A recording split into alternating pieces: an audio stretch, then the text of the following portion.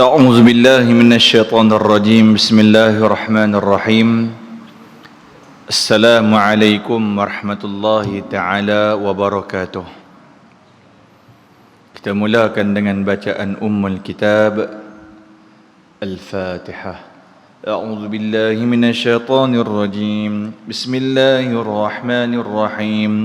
الحمد لله رب العالمين الرحمن الرحيم مالك يوم الدين إياك نعبد وإياك نستعين اهدنا الصراط المستقيم صراط الذين أنعمت عليهم غير المغضوب عليهم ولا الضالين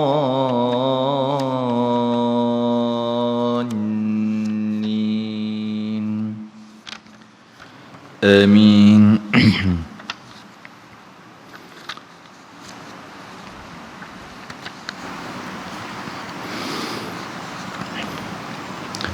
Alhamdulillah wassalatu wassalamu ala rasulillah Sayyidina wa maulana Muhammad bin Abdullah wa ala alihi wa ashabihi wa man tabi'ahu wa nasarahu wa saddaqahu wa man walah. Subhanaka la ilma lana illa ma 'allamtana innaka antal alimul hakim. Rabbi shrah li sadri wa yassir li amri wahlul 'uqdatam min lisani yafqahu qawli. Allahumma faqihna fid din wa 'allimna ta'wil wahdina ila siratikal mustaqim. Amma ba'du. Alhamdulillah thumma alhamdulillah. Tama-tama dan selamanya syukur kepada Allah Subhanahu wa ta'ala. Allah masih panjangkan usia dan umur kita sampai hari ini, setakat lani malam ni. Balik lagi tak tahu lagi, setakat lani lah no. Dan Alhamdulillah Allah masih kurniakan kita iman dan juga Islam. Mudah-mudahan iman dan juga Islam terus kekal sampailah kita bertemu Allah. Alhamdulillah Allah mengizinkan kita datang ke rumah Allah, salat berjamaah, beriktikaf di rumah Allah. Adapun ramai orang yang teringin nak datang, dan Alhamdulillah Allah masih lagi memilih kita. Mudah-mudahan iktikaf kita pada malam ni diambil kira sebagai amalan kebaikan untuk melayakkan kita dapat rahmat Allah, dan dengan rahmat Allah kita layak untuk masuk ke dalam syurga Allah Subhanahu wa ta'ala. Dan itulah sebenarnya sebaik-baik kesudahan. Yang saya muliakan Tuan Imam, seterusnya barisan pengurusan Masjid Al-Marbawi membawa kudung, muslimin, muslimat, mukminin, mukminat, ustaz, ustazah, rakan media, saudara Zahirul kita, dan semua jemaah yang dirahmati oleh Allah Subhanahu wa ta'ala. Jangan lupa niat i'tikaf tuan-tuan. Niat i'tikaf, duduk elok, sandak bagi elok, lena pun boleh pahala. Noh, yang tu. Janji kitab mau di tangan, lena pun orang tak apa nak perasan sangat. Baik. Setelah lama mana kita berhenti ditangguhkan kuliah dengan mematuhi SOP, Standard Operating Procedure, atas wabak ataupun kita panggil pandemik COVID-19 yang kita boleh anggap sebagai satu musibah, bala bencana yang menimpa seluruh dunia, khususnya di negeri kita Malaysia sendiri. Dan ia telah merubah 360 darjah kehidupan kita. Sebelum ni tak pernah fikir-fikir nak pakai mask tang muka. Sungguh. Kan? Tak pernah fikir-fikir nak sapu tangan dengan hand sanitizer. Tak pernah fikir nak daftar diri masuk ke dalam masjid, tak ada. Malahan orang duk komplain renyahnya, susahnya. Tapi ianya nizam, peraturan yang datang daripada ulil amri, ati'ullaha wa ati'ur rasul wa ulil amri minkum. Dan kita sebagai orang yang beriman, selagi mana pemerintah tidak memerintahkan kita melakukan benda yang luar batas syarak, kita kena taat. Dan ada orang duk komplain juga, ustaz kita doa. Tapi pasal apa Covid ni duk tak mau nak hilang juga ni, duk ada. Doa dekat setahun dah. Yalah, dia mai daripada tahun 2019, 2020 yang kita mula PKP yang pertama 17 hari bulan 3 2020. Ni nak masuk dekat setahun kita ber-PKP. Orang kata dia punya kesan tu. Dan tuan-tuan, bila orang duk bertanya, duk mempertikaikan kenapa doa tak makbul, kita ada doa kan. Malahan ada yang bawa keluar dalil, qala rabbukum ud'uni astajib lakum. Allah juga telah berfirman, minta doa pada dia, pasti akan aku memakbulkan, memustajabkan doa. Tapi kena mohon balik, fikir, mohon sangat-sangat, fikir balik. Kadang-kadang bukannya apa, tangan hak sama doa, rupa-rupanya dalam masa yang sama, tangan yang sama juga melakukan maksiat kepada Allah Subhanahu wa taala. Minta pada Allah, Allahumma ya dafi', wahai Tuhan yang pelindung, idfa'anal bala, peliharalah kami, lindungilah kami daripada bala. Tapi tangan yang sama juga berani melakukan maksiat kepada Allah Subhanahu wa taala. Tangan yang sama juga tak berhenti-berhenti duk mengatakan orang. Tangan hak sama juga tak berhenti-berhenti mengumpat. Tangan yang sama juga tak berhenti-berhenti melakukan maksiat kepada Allah. Jadi macam mana?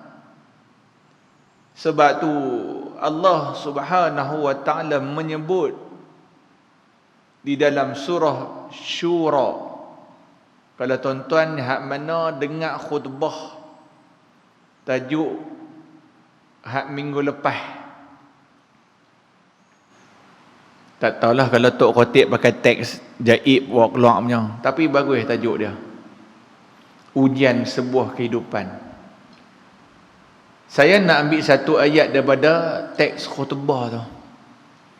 Sebenarnya memang sebiji seketui atas kena kepala kita. Penghujung khutbah yang pertama, Tok Khotib sebelum penutup dengan barakallah tu, Tok Khotib baca satu ayat. Kalau ikut teks yang minggu lepas punya. Surah Syura ayat yang ke-30, muka surat 486. Tuan-tuan balik buka, tengok tafsir sekali. Surah Asy-Syura muka surat 486. Hak mana ada telefon bimbit boleh cek. Apa yang Allah Ta'ala sebut dalam ayat tu sebenarnya itulah situasi sekarang. Apa yang Allah Ta'ala sebut, wa ma asabakum min musibatin fabima kasabat aydikum wa ya'fu an kathir. Sadaqallahul azim. Dan apa yang menimpa kamu daripada ujian, daripada musibah, bala, bencana tu sebenarnya fabima kasabat aidikum, ianya sebenarnya datang atas dosa-dosa yang kamu lakukan. Bala Allah, musibah Allah, ujian Allah, bencana yang datang kepada kita, Allah Ta'ala kata apa? Hampa tengok balik, benda tu sebenarnya mai datang dari sebab apa? Sebab dosa-dosa tangan hampa sendiri. Dan hampa kena fikir bagus betul. Mau fikir betul-betul. Sebenarnya wa ya'fu an katsir, aku telah mengampuni banyak dosa-dosa kamu tu.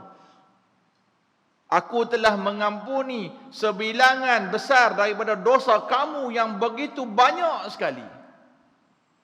Tu yang kita sebutkan tadi, tangan yang sama minta kepada Allah, tangan yang sama juga kadang-kadang melakukan benda yang Allah Ta'ala marah.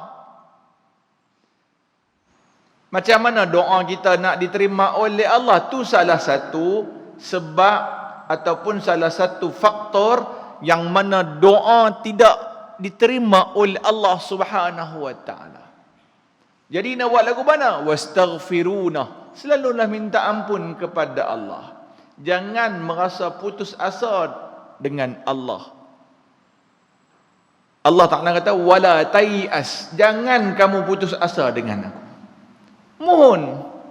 Dalam keadaan yang mohon itu juga, kena sentiasa beristighfar banyak-banyak kepada Allah Subhanahu wa Ta'ala. Tuan-tuan, dan Alhamdulillah. Dan minta sangat-sangat tahun ni, tuan-tuan. Apa tuan-tuan, saya minta sangat-sangat. Teringin tahun ni nak buat tarawih berjemaah di rumah Allah. Sungguh cakap. Tahun lepas kita tak ada kesempatan. Tahun lepas kita tak ada kesempatan. Mudah-mudahan tahun ni ada kesempatan tu. Kok-kok lah nanti yang duk dengar live ni sampai berita dekat Perdana Menteri tolong abang sat kat dia. Lajak bila sat. Bagi boleh buat tarawih. Bulan Ramadan mudah-mudahan kita mohon secara berjemaah doa pada Allah. Kan kita tahu fasa-fasa dia tu. Mudah-mudahan dengan doa secara berjemaah. Yalah kita doa secara berjemaah ni yang baiknya apa? Mungkin tuan-tuan, saya doa Allah Ta'ala tak terima. Ramai di kalangan kita Allah Ta'ala tak terima. Minta satu orang. Tok imam kita tengok, tok imam kita yang Allah Ta'ala terima. Cukup. Tuan-tuan, sebab dia mendoakan benda yang sama kita nak. Yang tu kita nak. Kan? Dan mudah-mudahan mana tahu semua Allah Ta'ala terima. Subhanallah. Mudah-mudahan dengan doa kita Allah Ta'ala memakbulkan hajat kita.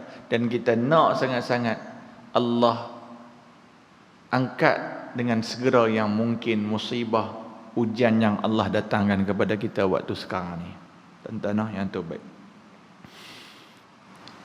InsyaAllah kita akan sambung kitab hadis tentang akhir zaman pada hadis yang ke-19. Betul ke? Saya tengok betul noh. 20 apa? 18. 16. Hadis yang ke-16. Yang tu, betul ke? Tak apalah kalau tak betul pun kita ulang lah. Masa macam dah mengaji tu saya tengok dia. Saya melipat je tuan-tuan, minta maaf. Tak tulis main lipat lah. Kira kena. Saya rasa lagu dia lipat tang ni. Baik. Hadis yang ke-16. Zaman di mana orang tak pedulikan dari mana mereka dapat harta mereka. An Abi Hurairah radhiyallahu anhu qala qala Rasulullah sallallahu alaihi wasallam ya'ti 'ala an-nasi zamanun ma yubali ar-rajul aina asaba al-mal min halalin am haramin rawahu an-Nasa'i. Diceritakan oleh Abu Hurairah radhiyallahu anhu bahwasanya Nabi Muhammad sallallahu alaihi wasallam telah bersabda, pernah bahbak, akan mai satu masa nanti kepada manusia satu zaman yang mana ma yubalir rajul, yang mana orang waktu ketika tu tak peduli lagi dah min aina asab mal, daripada mana harta depa mai, depa tak peduli dah, tak kira lah halalin am haramin. Tuan-tuan, ini memang berlaku. Baru-baru ni ada fatwa mengeluarkan kata apa? Allahumma salli ala Muhammad tentang forex. Wallahu taala alam. Kan forex haram. Berapa ramai orang marah habis. Tu yang kata akhir zaman. Tak pedulilah. Kata haram ialah yang mengatakan haram tu bukannya biasa-biasa bila nak buat keluar fatwa ni. Bukan orang biasa-biasanya, orang bukannya geng kedai kopi tuan-tuan. Depa ada AJK Majlis Fatwa, dan dalam tu juga yang menjadi AJK Ahli Majlis Fatwa bukan ustaz hak pakak macam saya ni, tak tuan-tuan. Hak duduk atas meja AJK Ahli Majlis Fatwa tu bukan orang biasa-biasa power-power semua tu, tok guru belaka. Maka mereka berbincang, bermuzakarah bersama-sama mengeluarkan satu fatwa. Tapi orang hak biasa macam kita ni kadang-kadang tolak benda tu. Sebab apa? Duk selesa. Duk selesa. Tak kira dah sebelum ni duk biasa makan riba. Dah selesa makan riba. Tak peduli lah. Yang penting aku hidup boleh senang. Anak bini aku boleh hidup elok. Tak kira. Dan Nabi abang benda tu, ma yubali. Waktu tu ketika zaman ni Nabi kata apa? Depa dah tak peduli lah. Halal ke haram ke biar pi. Yang penting aku boleh hidup senang. Kat tu. Tu tanda kita berada fasa akhir zaman. Sebab apa? Nafsu. Nafsu. Tuan-tuan, yang tu. Bila dia melibatkan apa, tidak peduli lagi main mana halal sama ada haram, sama ada halal, dia tak peduli, maka ketika itu dah timbul macam-macam dosa yang dia buat. Contoh, riba, tak peduli dah. Skim mohong sedia. Apa skim cepat kaya lah. Bitcoin lah. Wallahu ta'ala alam. Yang tu saya tak berani nak komen lebih-lebih. Kan forex lah dan sebagainya. Ada saham yang tak patuh syariah dan sebagainya. Yang tu. Sebab apa? Sebab dah tak peduli dah. Kan tak peduli dah lagi yang tu. Baik. Habis bab tu. Tanda akhir zaman. Kita tengok pada hadis yang ke-17. Tanda akhir zaman yang ke-17. Dia berkesinambungan dengan hadis yang tadi. Bila orang dah tak peduli dah harta mai kok mana, pendapatan dia mai kok mana, dia tak peduli dah lagi. Yang penting boleh hidup senang. Yang penting boleh memenuhi tuntutan hawa nafsu, maka waktu itu harta riba wujud merata tempat. Dan diceritakan juga oleh Abu Hurairah radhiyallahu anhu, qala Rasulullah sallallahu alaihi wasallam, la ya'tiyanna 'ala an-nasi zamanun, akan tiba nanti ke atas manusia satu zaman yang mana la yabqa minhum, tak ada lagi seorang pun, minhum ahadun, seorang daripada mereka itu tidak akan terlepas ataupun tidak terlibat, tak ada seorang pun yang tidak terlibat langsung, illa akal riba, daripada memakan harta riba. Faman lam yakul asabah, kalau dia tak makan harta riba sekalipun, dia akan kena min ghubari. Ghubari itu maksud dia tempeh-tempeh dia. Dia tak makan riba tapi dia kena juga tempeh-tempeh dia. Sebab tu yang ni betul, tajuk ni dah mengaji lah. Boleh tanya balik. Sebab tu yang orang tak kisah dah main mana. Pinjaman yang konvensional, bila kita kata kena pinjam, pastikan pinjaman loan yang kita buat tu patuh syariah. Allah tak patuh syariah lagi tinggi pada had tak patuh syariah tu. Dia kena ada, dia ada dalam muamalat ni, dia ada dia punya sistem dia, ujrah dan sebagainya. Mudharabah bila kita sebut had lagu tu, dia kata tu mudah rebah Ustaz. Had base konvensional murah lagi persen dia. Main patuh syariah mahal lagi. Dia buat tu. Walhal itulah yang patuh. Kan sama juga dengan yang saya pernah sentuh hari tu berkenaan dengan insurans, dengan konvensional dengan takaful tu. Bila beritahu dia duk banding beza, ustaz kalau takaful punya mahal daripada konvensional, baik saya ambil konvensional. Nampak tak tuan-tuan? Sikit punya benda dia nak buat juga. Tu yang kata apa? Walaupun dia tak makan tapi dia kena tempeh tu dia kena juga. Wala'iyahzubillah. Sebab tu ada ulama yang keras tuan-tuan. Kalau tanya mereka berkenaan dengan loan rumah, berkenaan dengan loan kereta dan sebagainya, depa sanggup tak buat benda tu. Sebab apa? Takut terkena ghubari, debu-debu ribak tu. Tuan-tuan, sampai terah tu sekali depa nak jaga. Tuan-tuan yang tu. Dan inilah yang sedang berlaku ketika mana zaman kita sekarang ini. Wallahiyazubillah. Kalau boleh elak tuan-tuan, hak mana ambil insurans pastikan takaful, yang mana ambil loan peribadi, loan rumah pastikan patuh syariah. Hatta dia ambil loan, dia ambil insurans untuk kereta sekalipun. Ambil insurans kereta, insurans rumah, insurans motor, pastikan ambil yang mana patuh syariah.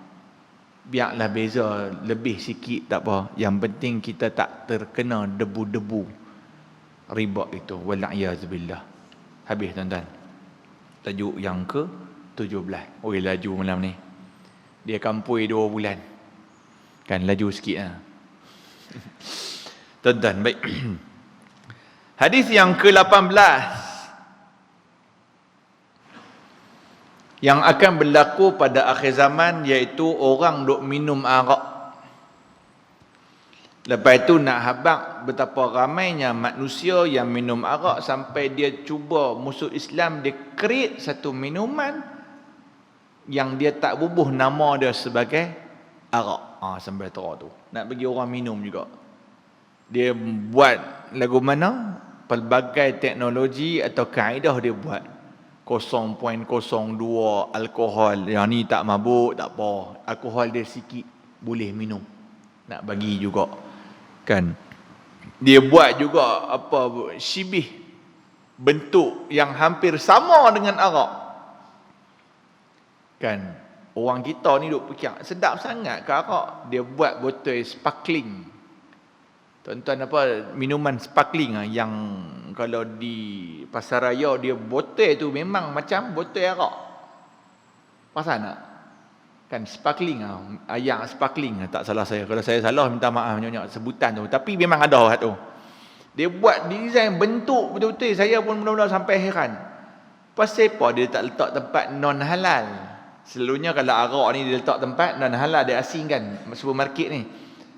Tengok-tengok balik, dia bukan. Dia punya nak bagi orang kita ni bagi rasa lagu tu. Nak bagi rasa. Tengok orang duk tunggang motor, tunggang tak? Tunggang orang panggil. Tunggang arak apa semua nak bagi rasa pegang botol besar. Kan orang Mak Saleh duk pegang botol kalau menang racing botol besar tu. Botol yang sama juga dia pun buat macam tu, minuman dipanggil sparkling. Ada dia jual. Sampai teratur sekali nak buat. Dia tulis situ alkohol free. Maksud dia tak ada alkohol. Orang kita pun belilah. Kan?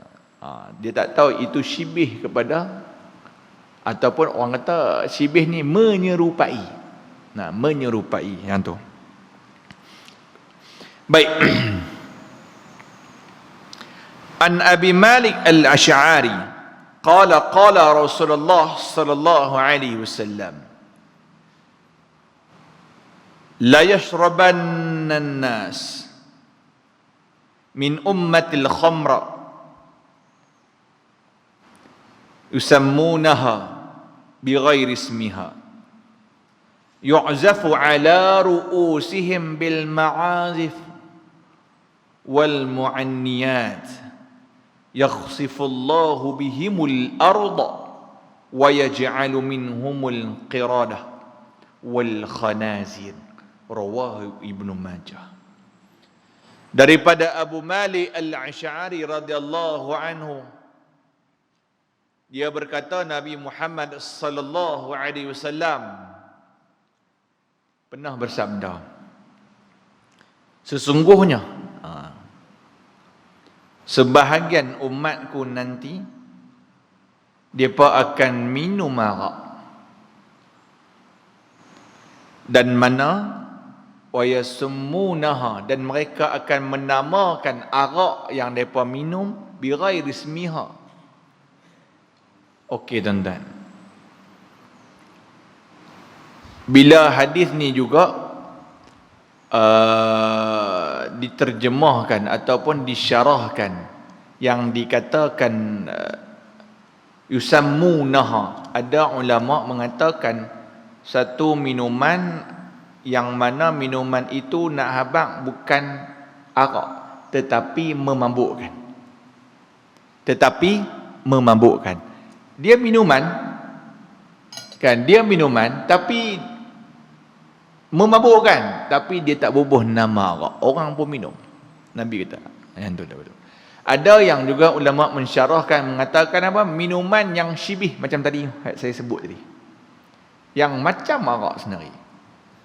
Lepas tu tuan-tuan perasan tak ada yang Allahumma salli ala sayyidina, yang minuman macam isotonik yang dijual sekarang yang depa bubuh arak tapi depa guna nama isotonik. Jelas tak?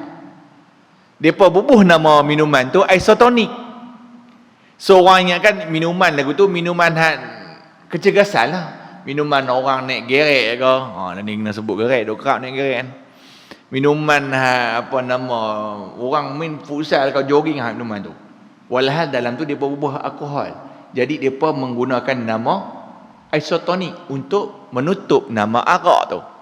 Yang tu.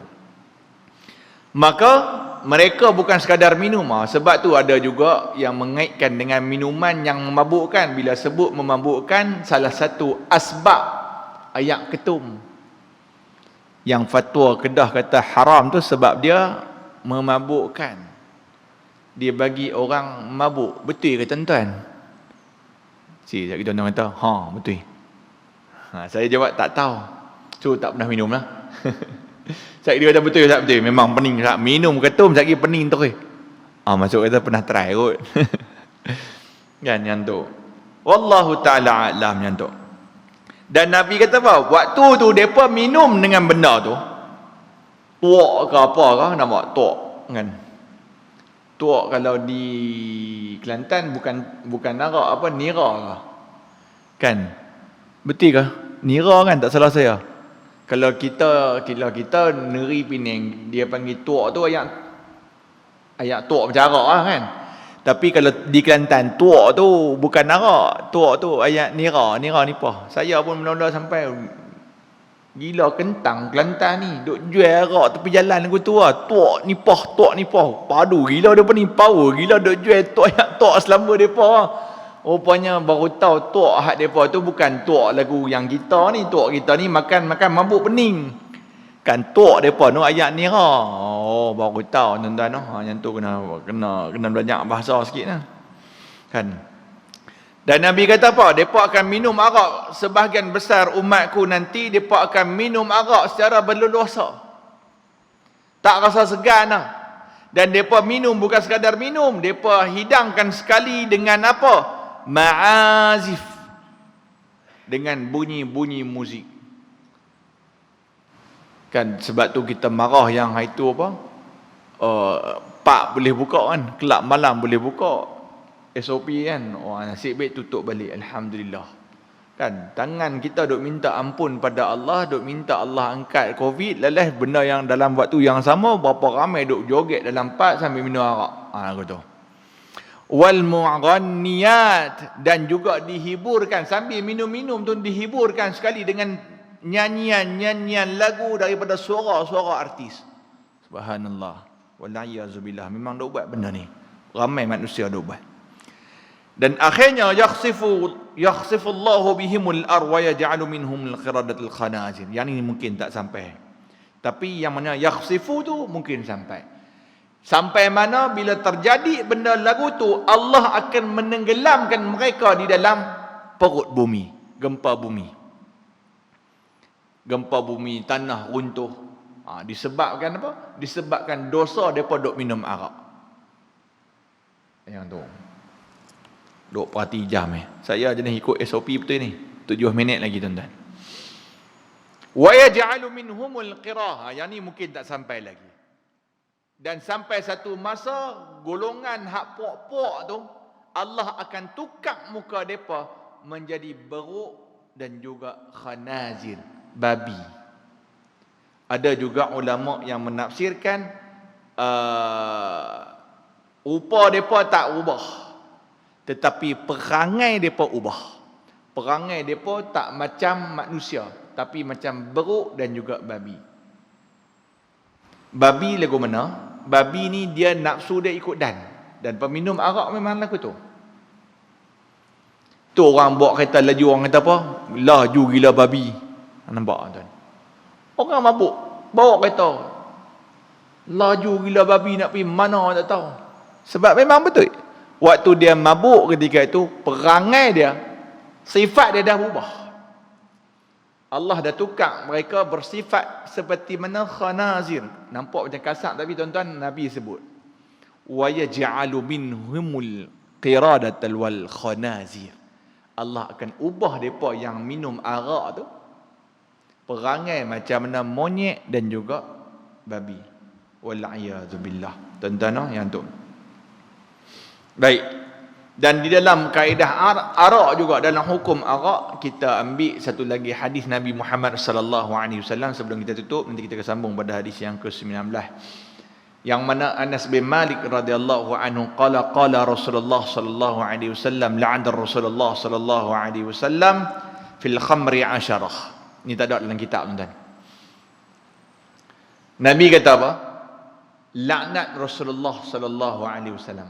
Nabi melaknat 10 golongan yang berkaitan dengan arak. Yang tuan-tuan selalu dengar benda ni. Mudah-mudahan kita pelihara diri kita dan juga ahli keluarga kita daripada terkena tempeh-tempeh ni. Yang pertama, asiruha, tukang perah. Dia tak minum pun tapi dia perah. Yang tu haram, dilaknat oleh baginda Rasulullah sallallahu alaihi wasallam. Yang kedua, mu'tasiruha, peminta yang diperah ataupun kita boleh panggil pengedar. Pengedar, dia tak minum tapi dia edar saja. Yang ketiga, wahamilaha, orang yang tukang bawa van, lori kasbek. Belahan dia tak minum pun, dia minum teh oil gantung kat side mirror dia tu lah. Tapi tak boleh. Wasyaribaha, ni telah, iaitu orang yang minum dia, laknat Rasulullah sallallahu alaihi wasallam. Minum jelas, tapi nak abang hak tukang bawa kerja tak bawa tu. Kan jaga baik benda tu. Wa mahmulatu ilaih, yang mana meminta untuk dihantar. Weh, ni hang tolong pergi hantar pergi sana Ustaz. Dia minta je pergi hantar. Sampai 100 sekali tak boleh. Wasaqiyaha, yang ni yang melibatkan apa? Melibatkan steward di atas flight. Penuang arak, dia tuang botol arak, dia tak minum pun. Kan steward pramugara ke ataupun stewardess pramugari tu, depa tak minum arak pun tapi kerja depa tuang arak, tu pun tak boleh. Laknat Rasulullah ke atas mereka. Kan, yang tu tolong hati-hatilah. Yang ketujuh, waba'i'aha, tukang jual. Tukang jual. Yang ni yang melibatkan apa? Tempat-tempat ataupun pasaraya yang jual arak, yang tukang jaga cashier dia tu adalah orang Islam. Kalau yang mana orang Islam, dia minta siap-siap dekat bos dia, dia kata bak matang tek arak, minta orang lain kalau boleh. Tak pun buat satu siap-siap kaunter asing, kan, yang melibatkan dengan arak, elok. Bagi kat orang lain, pekerja yang bukan Islam. Wal mushtari laha, tukang beli. Kan, tukang beli, dia beli tapi tak makan pun, tak minum arak, dia tukang beli je. Kan, yang tu pun tak boleh. Contoh, satu hari ada kawan kita, dia kata, "Weh, Ferud, yang tolong pergi beli Sat, kasbuk Sat, stin. Sat, aku tengah nak buat kerja, aku tak kena benda tu, lagi tak boleh buat kerja." Kita pun start motor pergi prank beli, tak boleh. Laknat. Yang ke-9, wa aklu thaminaha, yang memakan hasilnya. Dia sewa kedai, dia tak minum arak pun, tapi kedai yang mana dia sewa tu, kedai tu adalah kedai memang jual todi, jual arak ni. Dia makan hasil, haram, laknat juga. Dan yang terakhir, wal mushtaratu lah, yang minta dibelikan. Kan, dia minta beli, hang beli mai kat aku Ustaz.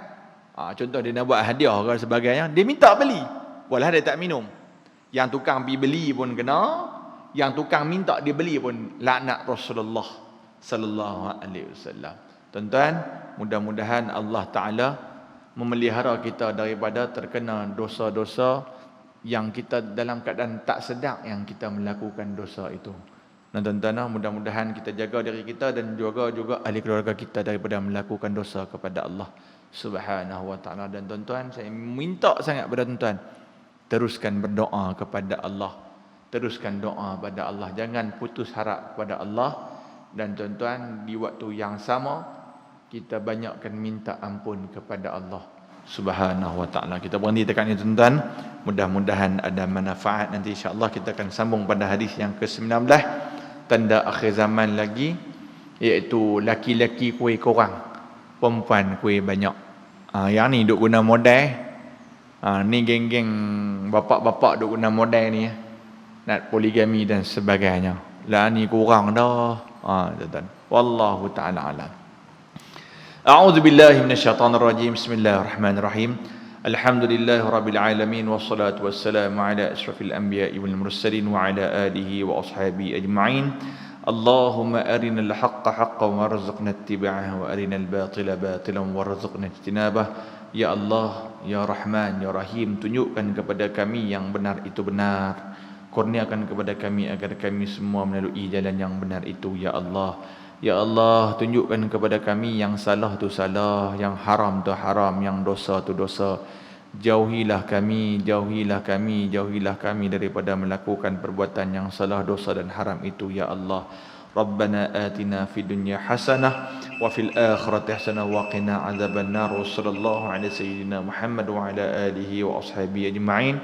Walhamdulillahi rabbil alamin. Yang baik itu daripada Allah Subhanahu wa taala. Salah dan silap daripada kelemahan saya sendiri. Kita tutup majlis kita dengan tasbih kafarah dan suratul Asr. Subhanakallah wa bihamdik asyhadu an la ilaha illa anta astaghfiruka.